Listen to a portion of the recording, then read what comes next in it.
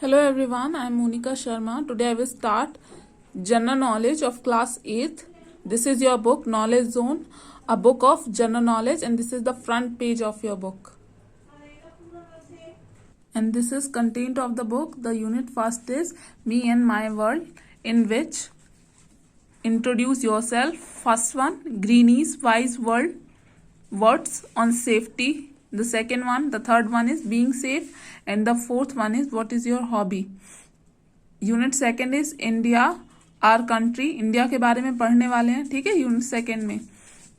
Third में क्या पढ़ने वाले हैं, फ्रॉम इंडियन हिस्ट्री, हिस्ट्री से रिलेटेड, ठीक है, इतिहास से रिलेटेड पढ़ने वाले हैं थर्ड चैप्टर में, थर्ड यूनिट में।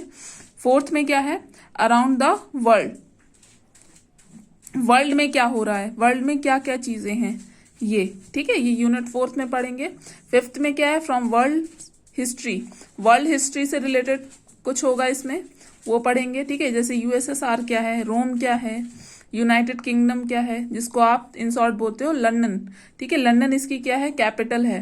जैसे दिल्ली इंडिया की है, वैसे ही यूनाइटेड किंगडम की कैपिटल है क्या, लंदन, ठीक है। जर्मनी के बारे में, अब्राहम लिंकन के बारे में, कौन थे ये, ठीक है, इनके बारे में पढ़ने वाले यूनिट 5 में। यूनिट 6 में क्या है, स्पोर्ट्स वर्ल्ड, जैसे मार्शल आर्ट हो गया, ग्रैंड स्लैम्स हो गए, विनर्स। ग्रैंड स्लैम्स किसमें किसमें होता है, मोस्टली दो स्पोर्ट्स में होता है, ठीक है, पहला होता है बैडमिंटन में और सेकंड होता है टेनिस में, मोस्टली, ठीक है, मैं ये नहीं कह रही हर एक में, मोस्टली बोल रही हूँ, ठीक।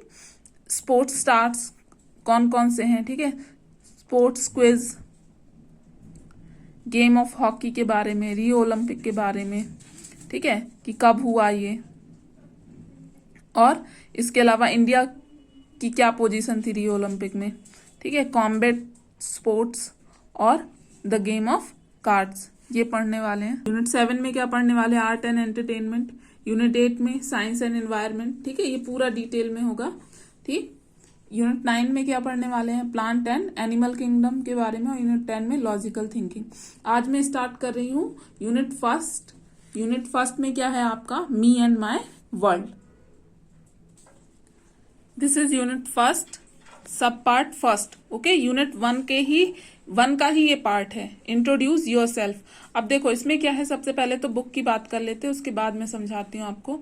This book belongs to general knowledge, यहाँ पे लिखोगे आप। एज क्या है आपकी वो लिखना है, क्लास क्या है आपका, 8th क्लास, ठीक है। सेक्शन किस सेक्शन में हो, school name, and then house address, और यहाँ पे आपको अपनी फोटोग्राफ क्या करनी है, लगानी है, ठीक, इतना तो हो गया, ठीक है। अब सबसे पहली बात, इंट्रोड्यूस योरसेल्फ में इंट्रोडक्शन का मतलब क्या होता है, इंट्रोडक्शन का मतलब होता है परिचय, किसी चीज का परिचय, और अगर लिखा है इंट्रोड्यूस योरसेल्फ यानी कि आप अपना परिचय दो, ठीक। तो ध्यान रखना, कहीं पे नोट कर लो कि इंट्रोडक्शन में सबसे पहले क्या बताया जाता है, आपका नेम, देन उसके बाद आपकी क्वालिफिकेशन, देन उसके बाद आपकी हॉबीज, ठीक, और उसके बाद एट लास्ट बारी आती है फैमिली मेंबर्स की, ठीक है, समझ गए, ठीक। ये हो गया आपका इंट्रोड्यूस योरसेल्फ, ठीक है। अब देखो यहाँ पे क्या लिखा हुआ है, imagine there is no countries. आप इमेजिन करो कि कोई भी कंट्री ना हो, it isn't hard to do, ऐसा करना बहुत ही ज्यादा मुश्किल है। नथिंग टू किल और डाई फॉर, कोई भी नहीं मरेगा इसके लिए, मतलब कि कोई भी ना तो मारा जाएगा और ना ही मरेगा, क्योंकि कंट्री तो सब कंट्री होगी ही नहीं। एंड नो रिलीजन टू, और कोई भी धर्म भी ना हो, धर्म यानी कि जैसे हिंदू हो गया, जैसे मुस्लिम हो गया, ठीक है, जैसे क्रिश्चियनिटी होता है, जैसे सिख होते हैं, ठीक है। Imagine all the people living life in peace, imagine करो कि कोई भी हर एक इंसान जो वर्ल्ड में रहता है वो पीस में रहे, मतलब कि शांति में रहे, ठीक है, पीस एंड पीस ओनली, और हर जगह शांति ही शांति हो, कहीं भी लड़ाई झगड़ा ना हो। इसके किसके बारे में है ये जो लाइंस दी हुई है, वो है पीस के बारे में, मतलब कि कोई भी कंट्री ना हो, पूरा वर्ल्ड एक ही हो, कोई कहीं भी जा सकता है बिना वीजा के, बिना पासपोर्ट के, ठीक है। ये करना बहुत ज्यादा मुश्किल है, और इसके पीछे क्या होता है, इसके पीछे लोग मरते हैं और मारते भी हैं, और पूरे वर्ल्ड में कोई भी धर्म ना हो, ठीक है। आप देखते होंगे क्या होता है, लड़ाई होती रहती है धर्म के पीछे, ठीक। तो इसकी वजह से ना बॉर्डर होगा, ना रिलीजन होगा, कोई मरेगा भी नहीं, ठीक, और सभी लोग एकदम शांति में रहें, ये इसका मीनिंग है। दिस इज सब part 2 of chapter 1, the Greene's wise words on safety. Greene's यहाँ पे कौन है? यहाँ पे एक पैरट दिख रहा होगा, ठीक है आपको, वो क्या है? उसका नाम है ग्रीनी, ठीक। As there is a lot of traffic on Indian road, आपने देखा है रोड पे बहुत ज्यादा ट्रैफिक होता है, ठीक है। तो इंडियन रोड्स पे मतलब केवल सागर में नहीं, हर जगह ट्रैफिक होता है बहुत ज्यादा। The risk of road accident is very high, risk बहुत ज्यादा होता है रोड एक्सीडेंट का। Children you must walk carefully on the road, बच्चों आपको केयरफुली चलना चाहिए रोड में। ये कौन कह रहा है? ये ग्रीनी कह रहा है। Why don't you give us some road safety tips Greenie, तो बच्चे पूछते हैं कि आप ग्रीनी तुम हम लोगों को रोड सेफ्टी टिप्स क्यों नहीं देते, कुछ रोड सेफ्टी टिप्स दो कि हम कैसे अपनी रक्षा कर सकते हैं, ठीक है। Always remember to follow these road safety tips, तो इसलिए वो बोलता है कि हमेशा फॉलो करो ये रूल्स को, जो सेफ्टी रूल्स है उसको, ठीक है। Walk on the pavement or footpath, हमेशा वॉक करना चाहिए मतलब चलना चाहिए फुटपाथ पे। Don't walk on the road, road पे कभी भी नहीं चलना चाहिए। If there is no pavement walk on the right hand side of the road so that you can see the oncoming traffic. अगर कहीं पे फुटपाथ नहीं है, सपोज किसी रोड में फुटपाथ नहीं है, तो हमेशा राइट हैंड साइड की तरफ चलना चाहिए, जिससे कि आप आने वाले ट्रैफिक को देख पाओ। Don't do anything risky on the road, कुछ भी रिस्की नहीं करना चाहिए। जैसे आजकल स्टंट बहुत ज्यादा कॉमन हो गए हैं, बहुत से लोग करते हैं, तो वो रोड पे ही करते हैं, तो वो नहीं करना चाहिए क्योंकि ये बहुत ज्यादा रिस्की है। नेवर चैलेंज और encourage your friends to do the same, और अपने दोस्तों को भी इसके लिए चैलेंज मत करो, एनकरेज मत करो कि मैं कर सकता हूं तुम नहीं कर सकते, इस टाइप से बिल्कुल भी नहीं करना चाहिए क्योंकि उससे उसका एक्सीडेंट हो सकता है और वो मर भी सकता है, ठीक है। If a friend calls from the other side of the road do not try to cross the road hurriedly, check the traffic first, cross only if there is no traffic. जब आपका दोस्त आपको बुलाए दूसरे साइड पे, road के दूसरे side पे, तो ट्राई मत करो जाने का, मतलब क्रॉस करने का ट्राई मत करो, और जल्दी में तो बिल्कुल भी मत करो। अगर आपको जाना भी है तो ट्रैफिक देख के, और ना हो अगर ट्रैफिक तो बहुत ही अच्छा है, तभी आपको रोड क्रॉस करनी चाहिए। Be careful when crossing the moving cycles, rickshaws and crafts, careful रहो हमेशा। जब क्योंकि जो रिक्शा होते हैं, ठीक है, या फिर कार्ट्स होती हैं, ठीक है, रिक्शा तो आपको समझ में आता है, साइकिल्स आपको समझ में आती हैं, ठीक है। तो कई बार क्या होता है, इसमें स्लो मूविंग व्हीकल्स हैं, ये स्लो मूविंग व्हीकल्स यानी कि जो धीरे चलते हैं, तो इनमें इफेक्टिव ब्रेक्स नहीं होते, जो ब्रेक्स होते हैं इसके वो उतने ज्यादा अच्छे नहीं होते, इसलिए आपको बहुत ही सीरियस इंजरी हो सकती है। इंजरी मतलब चोट लग सकती है, बहुत ही ज्यादा चोट लग सकती है आपको। While travelling in a car always wear your seat belt, जब आप कार चला रहे हो तो हमेशा अपना सीट बेल्ट बांधो। Never stretch out any part of your body from a moving vehicle, और कभी भी कोई भी अपना आपका बॉडी पार्ट है उसको स्ट्रेच नहीं करना चाहिए, मतलब कि उसको खिंचाव नहीं महसूस कराना चाहिए जब कोई व्हीकल चल रहा हो उस समय पे। Cross the road at the zebra crossing, mind the traffic lights and never try to climb into a moving bus. अब जेब्रा क्रॉसिंग क्या होता है, आपने देखा होगा व्हाइट कलर की पट्टी होती है, ठीक है, जो रोड होते हैं, आप सिविल लाइन जाओगे तो वहां आपको दिखेगी, ठीक है। तो वो जेब्रा क्रॉसिंग है, मतलब कि वो तब जब रेड सिग्नल होता है ना, जैसे सब गाड़ियां रुक गई तो फिर रोड क्रॉस करने के लिए वो बना हुआ होता है, उसी को बोलते हैं जेब्रा क्रॉसिंग। और हमेशा क्रॉस करते समय ट्रैफिक लाइट्स का हमेशा ध्यान रखना चाहिए। Wear helmet while riding pillion on a two wheeler, और जब आप किसी भी गाड़ी के पीछे बैठे हो, जैसे टू व्हीलर स्कूटी के पीछे बैठे हो, आप बाइक के पीछे बैठे हो, तो उसी को बोलते हैं पिलियन, ठीक है। तो बैठे हो पीछे भले ही, लेकिन केवल चलाने वाले को नहीं बल्कि आपको भी जरूरी है हेलमेट पहनना, ठीक है। ये क्या है, ये कुछ ट्रैफिक रूल्स है जो कि आपकी सेफ्टी के लिए हैं, ठीक।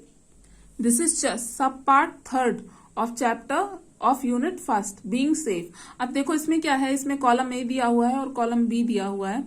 कॉलम ए को कॉलम बी से मैच करना है। कुछ वर्ड्स मैं बता देती हूँ आपको कॉलम ए के, और फिर आप कॉलम बी से आप इसको मैच करोगे, खुद ही आपका होमवर्क होगा।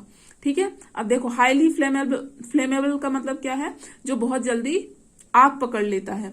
तो इसका आंसर क्या होगा, a substance that can catch fire easily, जो डी दिया हुआ है ना वो। ठीक है, अब देखो सेकंड में क्या है, हाईली टॉक्सिक। ये आप करोगे, मतलब मैं बता देती हूँ। हाईली टॉक्सिक का मतलब होता है कि जो बहुत ज्यादा जहरीला हो।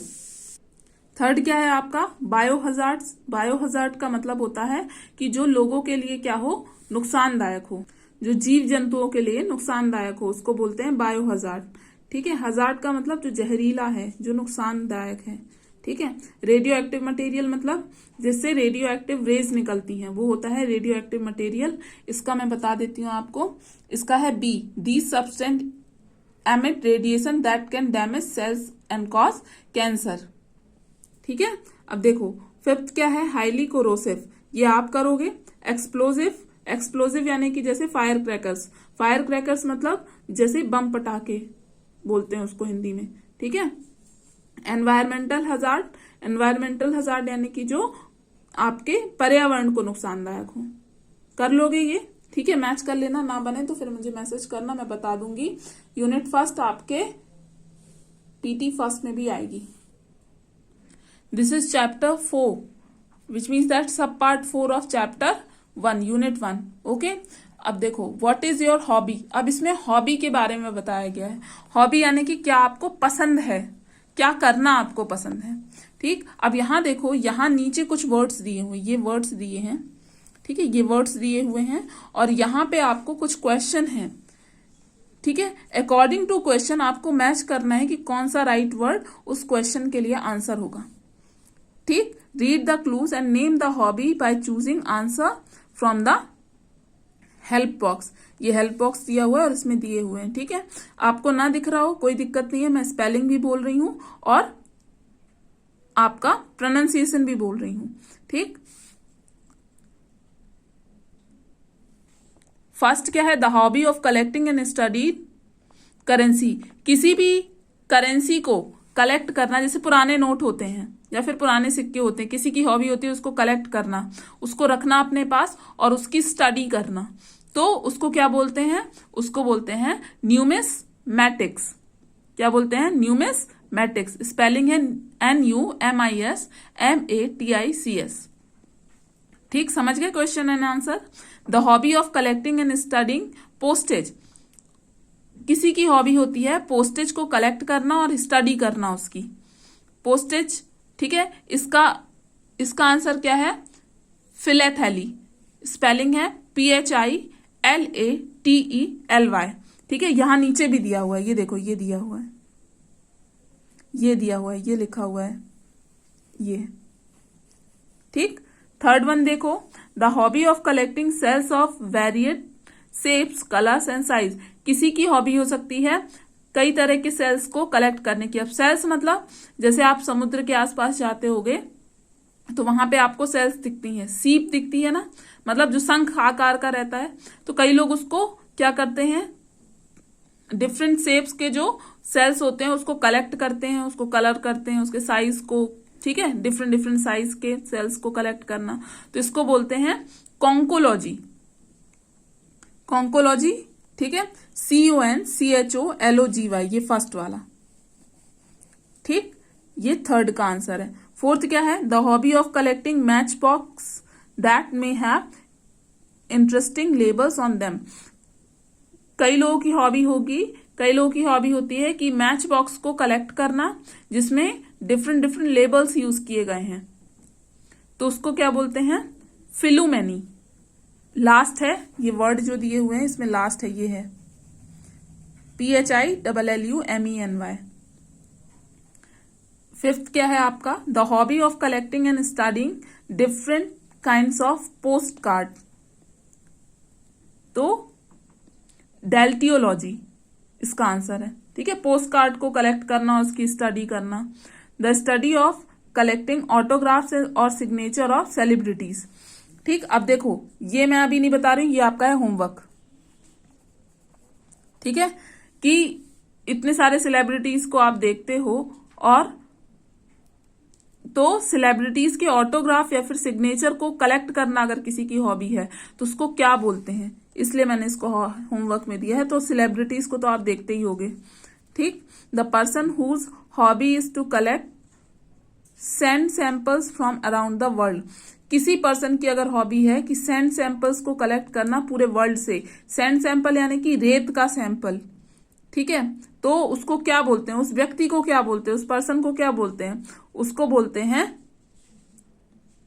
एरेनोफाइल। स्पेलिंग है ARENOPHILE, एरेनोफाइल, ठीक। 8 क्या है, those who make and maintain insect collection. कुछ को इंसेक्ट कलेक्शन बहुत अच्छा लगता है, मतलब जो कीड़े होते हैं उनको मेंटेन करना, उनको रखना अपने पास, ठीक है, उनको पालना भी बोल सकते हो, वो होता है एंटोमोलॉजिस्ट। जिसको मतलब पसंद है, ये जिस पर्सन को पसंद है उसको बोलते हैं एंटोमोलॉजिस्ट, और स्टडी ऑफ इंसेक्ट्स बोलते हैं एंटोमोलॉजी। समझ गए? अगर किसी की स्टडी, लॉजी अगर किसी वर्ड में है मतलब वो स्टडी बोल रहा है, ठीक है, वो ब्रांच ऑफ साइंस में आएगा, ठीक। One who collect lottery tickets both used and unused. किसी को अगर लॉटरी टिकट्स कलेक्ट करना अच्छा लगता है, जो कि यूज मतलब कि जो यूज हो चुकी है और जो नहीं यूज हुई है उनको भी, तो उसको क्या बोलते हैं, लोटोलॉजिस्ट, LOTOLOGIST, ठीक, ये लिखा हुआ है। And then one who collects doll, जिनको डॉल कलेक्ट करना पसंद है तो उनको क्या बोलते हैं, फ्लैंगोनोलॉजिस्ट, ठीक है। ये हो गए आपके आंसर क्वेश्चन सब part 4 of chapter 1। So this is the end of the class. Thank you.